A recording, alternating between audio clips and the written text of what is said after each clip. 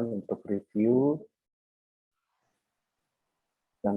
untuk chapter 31 referensi 1 yaitu Identity and Privacy, dan chapter 7 referensi 2 yaitu E-commerce Innovation in SMEs and Motivation Ability Perspective.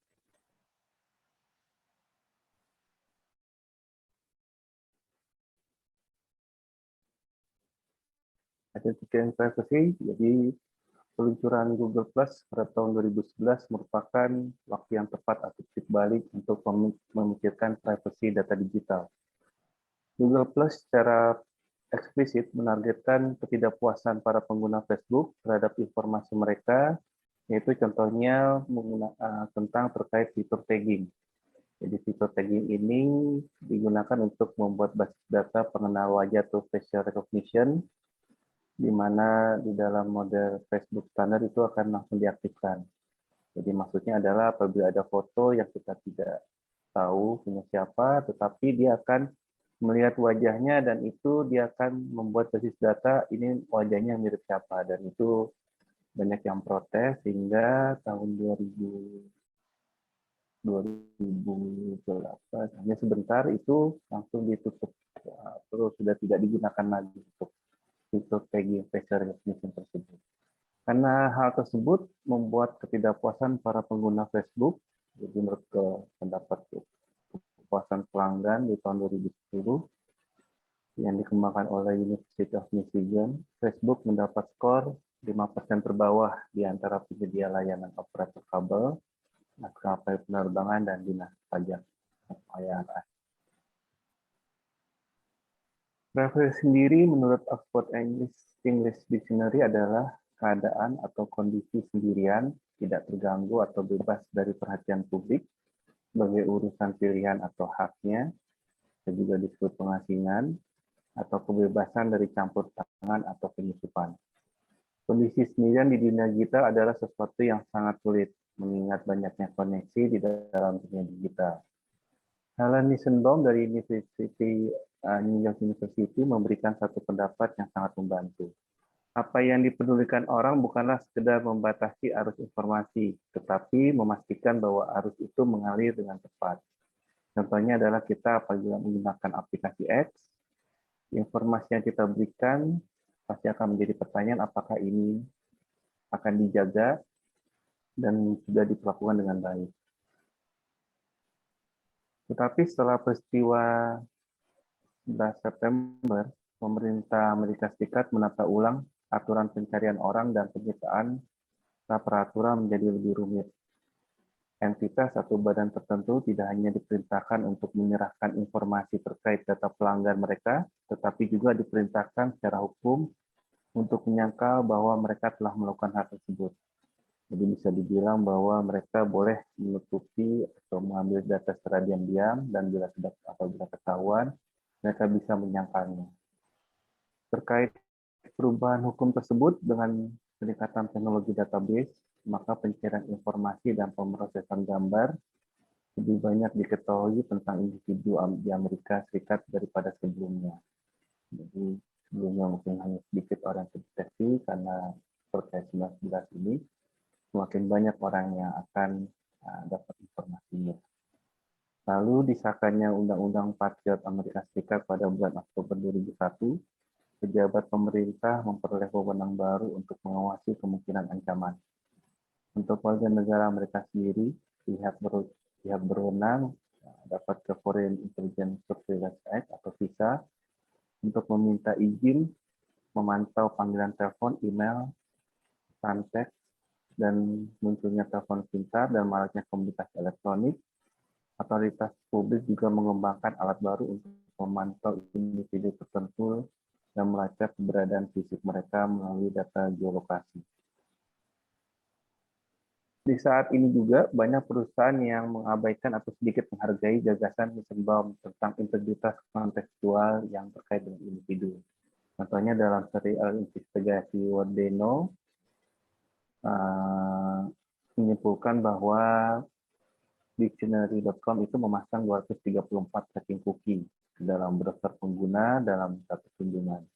Atau tombol like Facebook itu menghubungkan perilaku dengan informasi dari orang tersebut, seperti nama asli profil Facebook, usia sebenarnya, jenis kelamin asli, dan lokasi sebenarnya. Yang nomor satu, cookie, karena itu saat ini di setiap website itu pasti ada permintaan untuk meminta izin apakah ada cookie atau tidak. Lalu sebuah tim di University Carnegie Mellon menggabungkan perangkat lunak mengenal wajah, basis data komputasi awan yang besar, dan data jejaring sosial yang tersedia untuk mengidentifikasi orang asing untuk mendapatkan informasi pribadi mereka. Menurut peneliti, saat kita membagikan foto diri kita yang diberi tag secara online, orang lain dapat menghubungkan wajah kita dengan nama kita dalam situasi di mana kita biasanya mengharapkan anonimitas. Hasilnya menunjukkan bahwa anonimitas itu mungkin hanya gagasan yang sudah usang atau sudah ketinggalan zaman. Salah satu solusi untuk privasi adalah tidak berbagi informasi terlalu banyak. Jika tidak ada yang bisa dirahasiakan, mungkin kerahasiaan kehilangan artinya sesungguhnya. Jadi maksudnya kita mencoba untuk menjaga rahasia kita.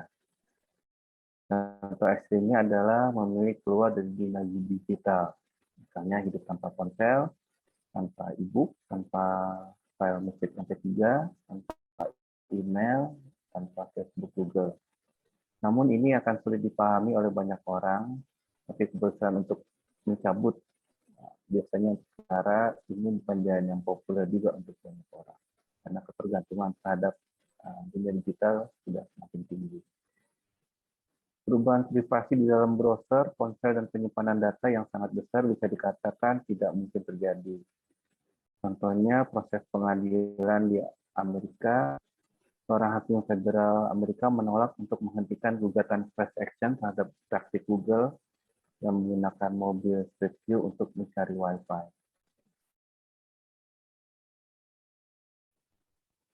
Untuk bagian chapter 31 sudah selesai. Saya akan lanjutkan ke chapter 7 referensi 2. Latar belakangnya adalah pemerintah atau pembuat kebijakan di seluruh dunia mengakui peran penting UKM yang sangat tertarik untuk mengidentifikasi strategi guna mendorong pertumbuhan dan daya saing dari UKM.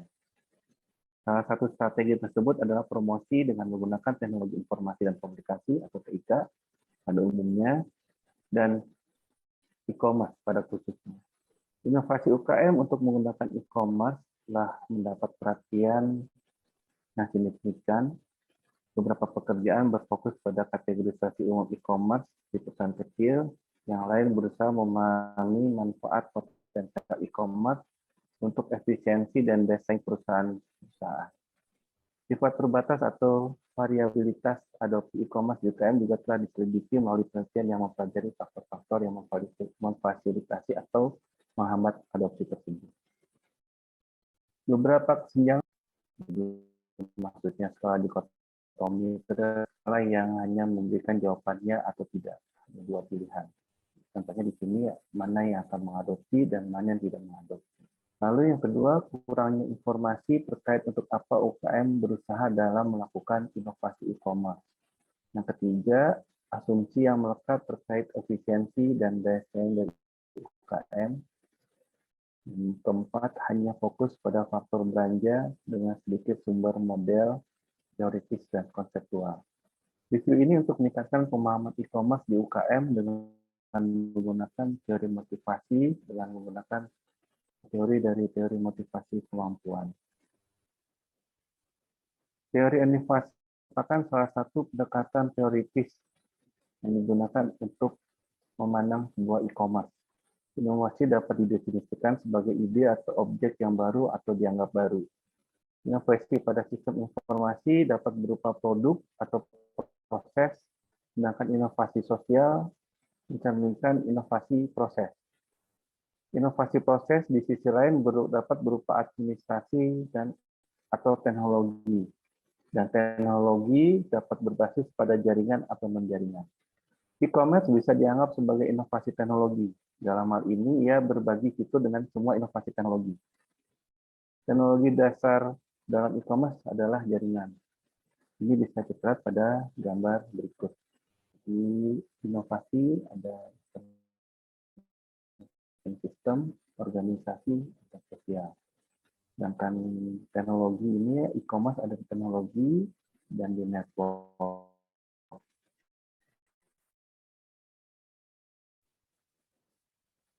E-commerce berinovasi teknologi di mana teknologi dasar dalam e-commerce adalah berbasis jaringan. Berbagai macam aplikasi beroperasi melalui jaringan dan digunakan untuk mengaktifkan, mengubah, atau menggerakkan proses bisnis serta menciptakan bentuk produk baru. E-commerce juga merupakan inovasi proses dan produk yang meningkatkan, membangun, dan memelihara hubungan secara interaktif, terutama yang bersifat elektronik di dalam organisasi antara unit dan karyawan, dan juga yang di luar organisasi, dengan pelanggan, pemerintah, pemasok, dan masyarakat umum. E-commerce juga dapat dikatakan mewakili inovasi sosial karena memicu perubahan yang bersifat morfogenik atau yang membuat menjadi terjadinya perubahan dalam cara masyarakat berkomunikasi, menciptakan kekayaan, hiburan, pekerjaan, dan pasar. Teori motivasi sendiri adalah kombinasi dari kemampuan dan motivasi organisasi untuk memberikan hasil. Kemampuan organisasi merupakan kemampuan dalam mengidentifikasi kesadaran, pengetahuan keterampilan, pemikiran kreatif, serta pengalaman sebagai kemampuan penting untuk membantu manajer UKM mengenali peluang di lingkungannya.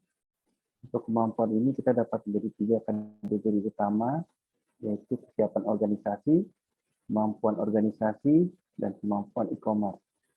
Jadi kalau kesiapan organisasi itu adalah kesiapan dari sumber daya manusia, teknologi, dan keuangan. Sedangkan kemampuan organisasi adalah mengacu pada hubungan antara sumber daya bersifat tangible dan sumber daya intangible guna meningkatkan reputasi organisasi. Sedangkan kemampuan e-commerce adalah penggunaan teknologi e-commerce yang cenderung menggunakan model bertahap. Jadi ini adalah menekankan perpindahan dari aplikasi yang konvensional ke aplikasi yang lebih canggih. E-commerce diyakini menawarkan potensi UKM untuk mengakses dan terhubung ke rantai komoditas. Di UKM yang termasuk dalam jaringan pasar yang mapan dan melalui mitra dagang akan dapat menjadi penggerak inovasi. Namun ternyata banyak UKM yang ada di negara berkembang tidak terkait dengan rantai komoditas yang sudah mapan dan cenderung beroperasi di luar jaringan tersebut. Faktor motivasi dalam mengadopsi e-commerce menunjukkan terjadinya mendorong perubahan. Ada 2 kekuatan pendorong, yaitu dorongan pasar dan tarikan UKM. Tarikan UKM mengacu pada adopsi e-commerce yang termotivasi oleh kombinasi manfaat yang dirasakan secara manajerial dan komitmen UKM sendiri untuk berubah menjadi lebih baik. Pengertian ini adalah e-commerce tidak hanya membutuhkan peningkatan kesadaran pembangunan sumber daya pengetahuan internal saja, tetapi juga perubahan sikap dan persepsi dari manajerial. Beberapa jenis motivasi UKM untuk e-commerce yang pertama adalah efisiensi, yaitu mengharuskan manajer untuk menggunakan sumber daya yang ada untuk membangun kemampuan dan meningkatkan pelayanan.